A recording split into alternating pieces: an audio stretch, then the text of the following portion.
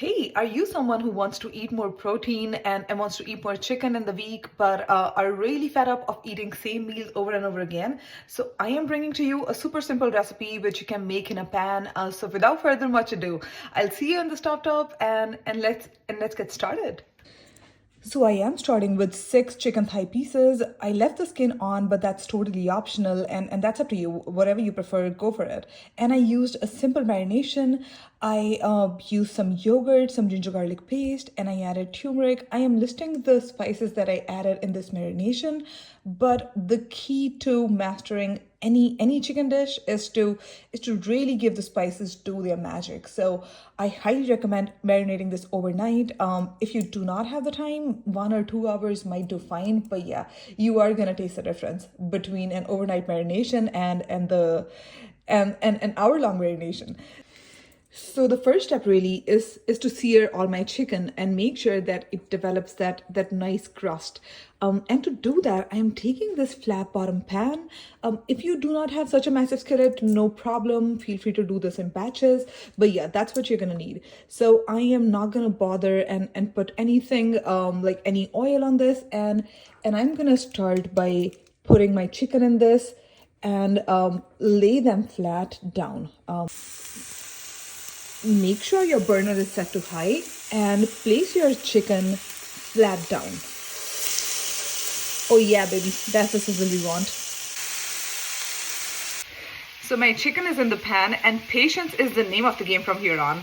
So make sure you are not touching your chicken for at least 3 minutes. Give it 3 minutes each side and that's gonna be enough. So while my chicken is searing, I am gonna roughly chop an onion and a few cloves of garlic.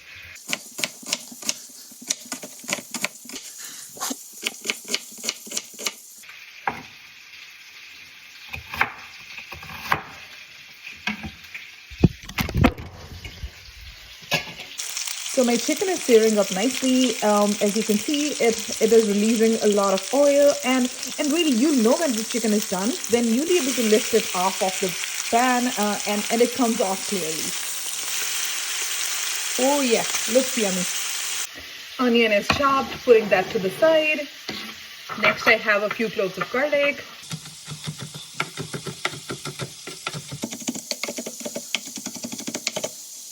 So my chicken has seared up nicely. I am gonna take it off heat and put this in a plate. If you're trying to be calorie conscious, I recommend that you remove all this fat. But one thing, please make sure you are not putting this down your drain. I am using 2 cups of basmati rice. I changed my mind. I'm only doing a cup and a half. There's a lot of people on the internet who do not wash their rice. I just only have one thing to say to them. Ew. I'm bringing my heat back up high and I'm gonna start by putting in the garlic. Garlic going in, just give it 60 seconds or so. You just want it to get fragrant. Done with the garlic, putting in my onions next. I want my onion to be really caramelized and get crispy at the same time, and the way to do that is to cook it on really high heat.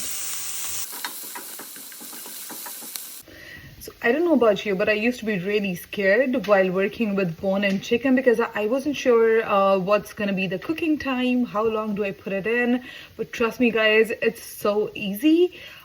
You don't have to worry about the cook time at all because it's so hard to really overcook them. But yeah, I think ever since I tried this recipe, it's such a hit in my household. Just comment below and let me know what other recipes do you try in your household, and yeah, I would love to recreate them. My onion's really charred and it smells beautiful in my kitchen. That's all I wanted. Let's put in our rice next. Next, going in my rice. I put in my rice, give it a quick stir.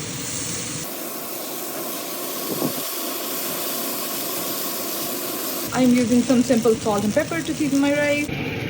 Next, I'm putting some garlic powder and some chili flakes.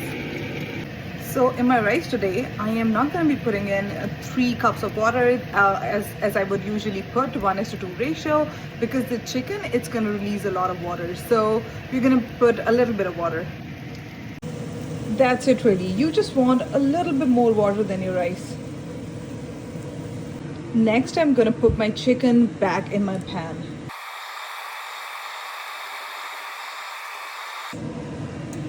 Hey, do not forget about this. This is all full of flavor. So going back in the pan. Pop a lid back on your skillet and leave it to simmer for 20 minutes or so.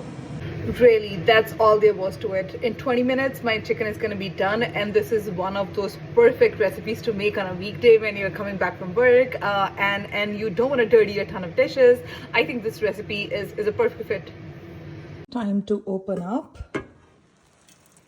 Oh, this smells amazing, and I'm pretty sure it tastes amazing as well.